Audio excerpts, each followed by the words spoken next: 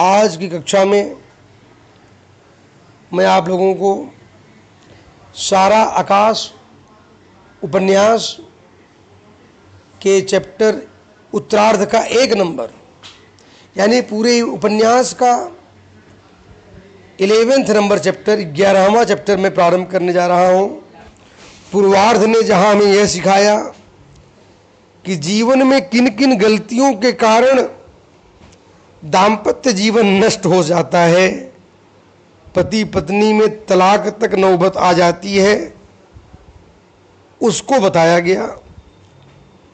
अब उत्तरार्ध में वो अपने गलतियों को समर सुधारा, दोनों में बातचीत आगे बढ़ती है और दोनों एक दूसरे के करीब आ जाते हैं। यानी पति पत्नी के बीच संबंध होना चाहिए भावनात्मक, वह लगाव उत्तरार्ध से ही प्रारंभ होता है। ध्यान देने की बात है बच्चों। हवा हल्की हल्की शीतल प्रवाहित हो रही थी। सूर्योदय का अपूर्व आनंद पहली बार समर ने लिया था। उसने पहली बार अनुभव किया कि सूरज निकलने से पहले किरणें इस तरह उठती हैं जैसे फव्वारे की धारियां उठती हैं। उसकी इच्छा हो रही थी कि कोई पास में खड़ा होता और इतनी सारी नई बातें उसे बताता चलता, उसे धीरे धीरे सूर्योदय दिखाता। ध्यान दो प्यारे बच्चों, जब मनुष्य प्रसन्नचित्त अवस्था में होता है ना, उसको प्रकृति भी, नेचर भी बहुत खूबसूरत लगती है। लेकिन जब मनुष्य दुखी होता है तो प्रकृति भी उसको दुखमय दिखलाई देती है। यही जीवन का वास्तविक मूल्य है। उसे लगा शायद जिंदगी में वो पहली बार सूर्योदय देख रहा है। उन दिनों न जाने किन अंधेरी कोठरियों में बंद था, देखता ही नहीं था कि उसके पास क्या हो रहा है। उसमें उजाले में प्रभा की ओर देखने का साहस न था। शायद घर वाले व बाबूजी अब खुश हो जाएंगे, अब भाभी इशारे से डॉक्टर को दिखाने की बात नहीं कहेंगी। यानी समर के जीवन में उत्सुकता है, प्रसन्नचित्त भावना है। जब प्रभा उठकर गई तब न उसने उसकी ओर देखा, न ही उसके मुख की ओर देख पाया था। वह प्रभा के लिए पोस्टकार्ड लेने निकल पड़ा। जमादार सड़कें साफ कर रहे थे। दूध वाले साइकिल पर टंकियां टांगे दूध का वितरण कर रहे थे। ध्यान दें, एक जगह उसने देखा कि दूध वाला जब लुटिया भर कर टंकी से दूध निकालता है तो किस तरह उसकी लुटिया या उंगलियों में दूध बूंद बूंद टपकता है। ऐसा नहीं है कि वह उसने पहले देखा नहीं होगा, पर मन व्यग्र होने के कारण कभी ध्यान ही नहीं दिया। वह आज प्रसन्न था, अपने आनंद को व्यक्त करना चाहता था। बहुत अधिक बेचैनी के बाद आज उसे शांति मिली थी, जैसे युगों से प्यारे व्यक्ति को स्वच्छ जल का झरना दिखाई दे गया हो। ध्यान देने की बात है। यानी आज उसके जीवन में सुखमय माहौल है, आनंदमय माहौल है। जोर जोर से आवाजें लगाकर समर ने दिवाकर को जगाया। उसने दरवाजे से मुंह निकालकर कहा कि रात 11 बजे गया और सवेरे 7 बजे ही आ धमका। फिर उसने मजाक में कहा कि तेरी बीवी मायके में है, फिर तुम बीवी वालों के आराम में क्यों जलता है आराम से। यह मजाक उसके मन को गुदगुदा गया। दिवाकर को उसका चेहरा दमकता हुआ लगा। उसने बैठक खोल दी। वह बैठ गया। दिवाकर की माताजी का मुंह अभी तक फूला हुआ था। दिवाकर ने कहा, उसने एक भी घर, ध्यान दो, उसने एक भी घर ऐसा नहीं देखा जहां सास अपनी बहू से खुश हो। समर को अपना घर याद आया, जहां एक ओर प्रभा और दूसरी ओर उसे ताने देती हुई अम्मा और भाभी थी। अचानक उसकी आंखें भीग गईं, क्योंकि उसे रोती हुई मुन्नी के शब्द याद आ रहे थे। भैया भाभी से बोलो। उसके शब्दों की प्रतिध्वनि से उसके अस्तित्व का अणु अणु गूंज उठा। वह मुन्नी को बताना चाहता था कि वह उसकी भाभी से बोल पड़ा है, पर मुन्नी अब वहाँ नहीं थी। उसने भाई को गड्ढे से निकालकर स्वयं उसमें जा गिरी। इसी बीच दिवाकर ने बताया कि उसके चचेरे भाई अगले दिन आने वाले हैं, वह उसको उनसे मिलवाएगा। और दिवाकर ने कहा, कितना घूमा है, उन्होंने भी कोई शहर नहीं छोड़ा। उसने समर से कहा कि वह अपनी चोटी वोटी कटवा आए, वे ढोंग ओंग को नहीं मानते हैं। समर और दिवाकर में चोटी से शुरू होकर मंदिर तक की बहस हुई। समर ने भारतीय संस्कृति की श्रेष्ठता के बारे में दृढ़ता पूर्वक अपने विचार प्रकट किए। तभी उसे प्रभा की गणेश जी की मुट्ठी का ढेला समझकर बर्तन मांज लेने की बात याद आ गई।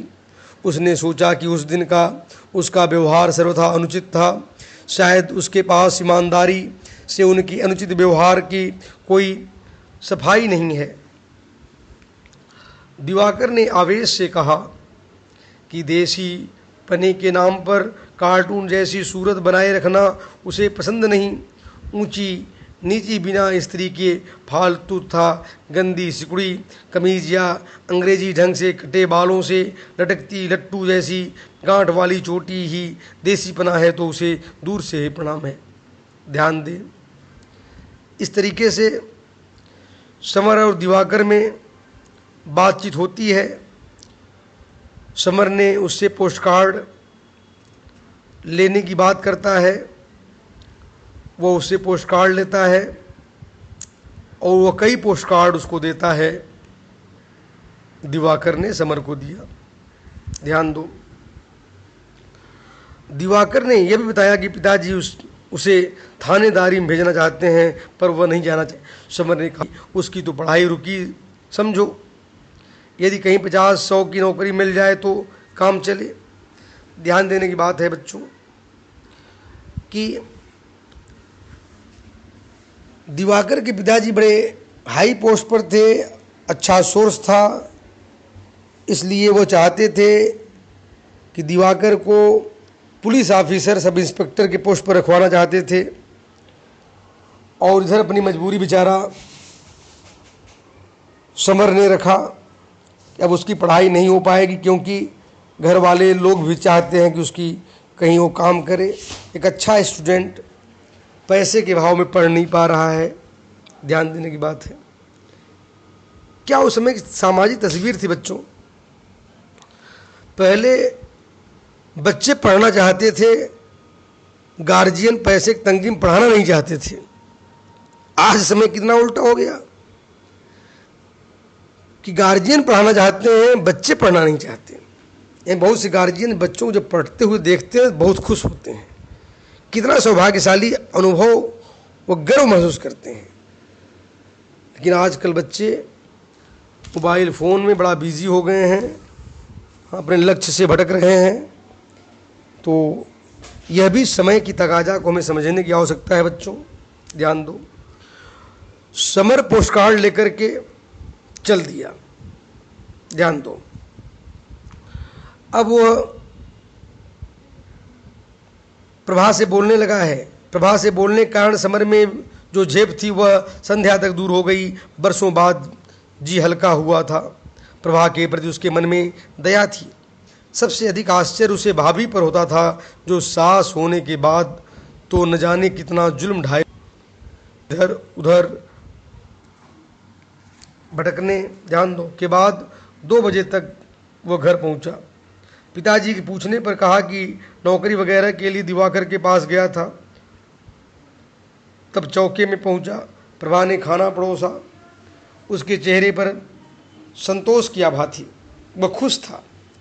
वह प्रभा की आवाज़ सुनना चाहता था। खाना रखकर जब वो जाने लगी तो उसने देखा कि उसकी धोती जगह जगह फटी थी, पहनने के लायक नहीं थी। ध्यान दीजिए बच्चों, एक समय था समर प्रभा के क्या कपड़ा पहनी, खाई कि नहीं खाई, ध्यान नहीं देता था। क्यों? कि वो प्रेम नहीं करता था। जब कोई व्यक्ति किसी को प्रेम करना शुरू करता है तो उसके दुख सुख के साथ जुड़ जाता है। क्या स्वभाव यहां पर लेखक ने बताया कि वो नालायक समर जब प्रेम नहीं करता था, द्वेष करता था अपनी पत्नी से, उसके दुख देने में सुख का अनुभव व्यक्त करता था। लेकिन आज उसकी पत्नी की धोती थोड़ी सी साड़ी फटी हुई है, उसे अनुभव होता है, क्योंकि प्रेम करना शुरू किया है।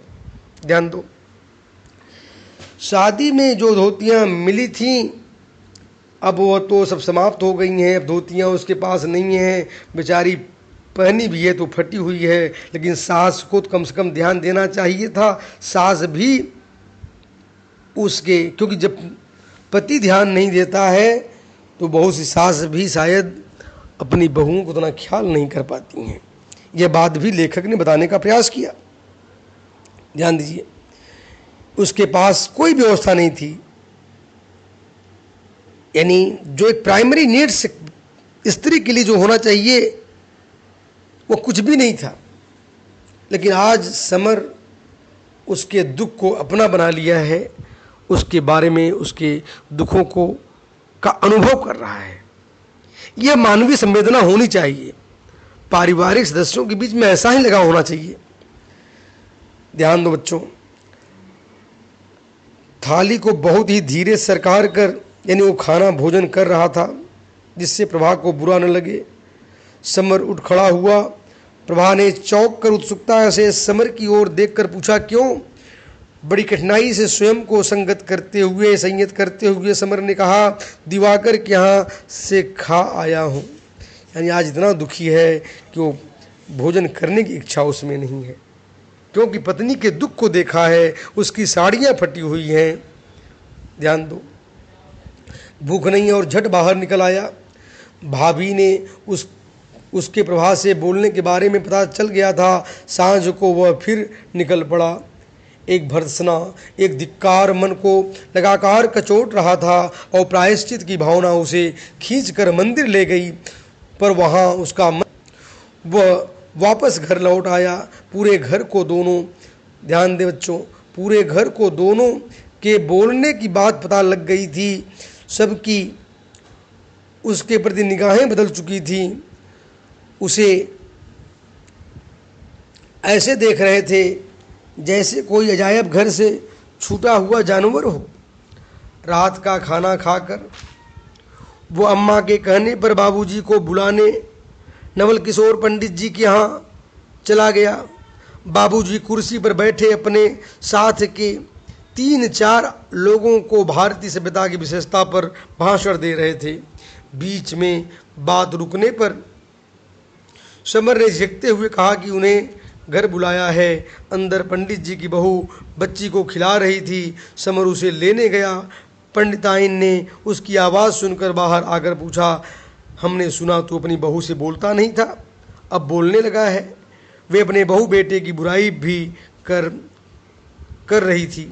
मंदिर की कमाई वे लोग अपने पास ही रखते हैं। बहू बेटे ने उन दोनों की बड़ी दुर्दशा कर रखी है। वे रोने लगीं। उनके बेटे बिशन की बहू ने सास की तरफ ठेंगा दिखाकर मुस्कुराते हुए बच्ची उसे दे दी।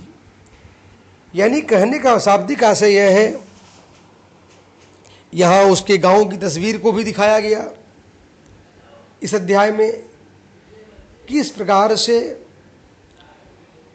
यह गांव में सास बहू के बीच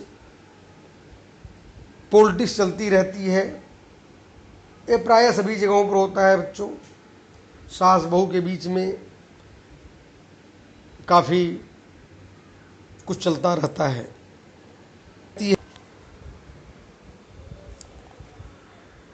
जब शादी के कई वर्ष बीत जाते हैं बहू सास पर हावी हो जाती है। प्राय घरों में ये सब कहानियाँ चलती रहती हैं। उस कहानी को भी लेखक ने दिखाया है। धन्यवाद प्यारे बच्चों।